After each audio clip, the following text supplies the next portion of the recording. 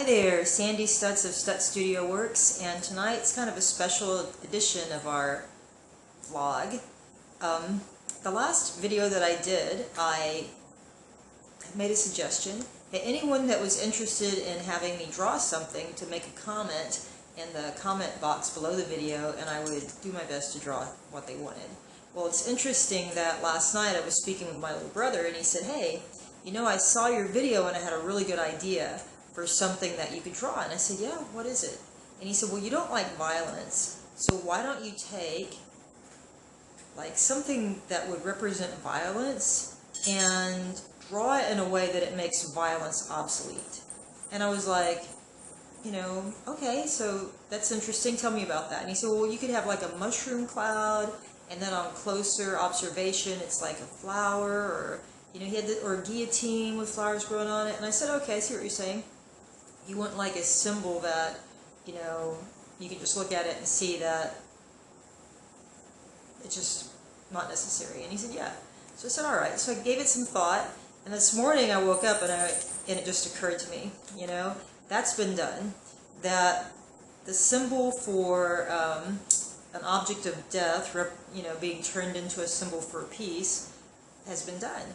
And so what I thought I'd do is surprise him and just, you know, draw something and show it to him. But instead what I did is I did a digital work. And so I'm going to talk about the work and then show it at the end of the video. So I was basically raised in the 1970s as a teenager, and everybody wore those peace symbols. You remember that? It's like a straight line up and down, and then two lines off to the side like this. And I was told that that it was a symbol for no more killing. And the reason that it was a symbol for no more killing is because during the times of Jesus of Nazareth, the Roman Empire crucified so many people. Like anybody that spoke against the government or the empire basically was crucified. You know, anybody that was, you know, against the government or their interpretation of, you know, breaking the law. And crucifixion was a horrible, horrible death. In fact, they crucified so many people that they just ran out of trees to crucify people with. And so, you know, the interpretation that I was taught was that that symbol of, you know, a line with two,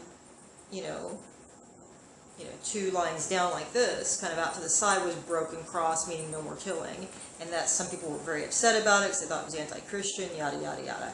Well, I found out this evening that, and I even told my friend that story. I told my friend that story today, so Mike, if you're listening, I was wrong.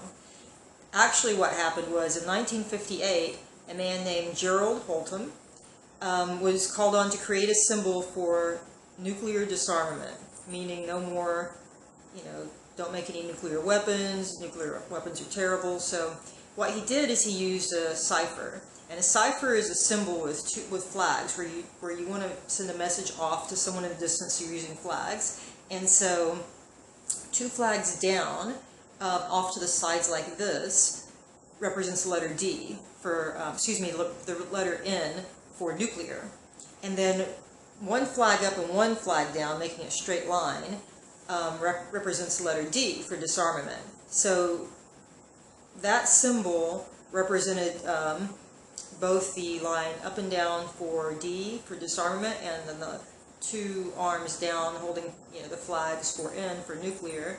But also Gerald Holton was really, he felt really deeply, you know, moved and saddened by the nuclear proliferation that had already started by 1958, and the idea that you could kill so many people with this type of destructive device. And so he drew himself as a stick figure with his arms down in despair.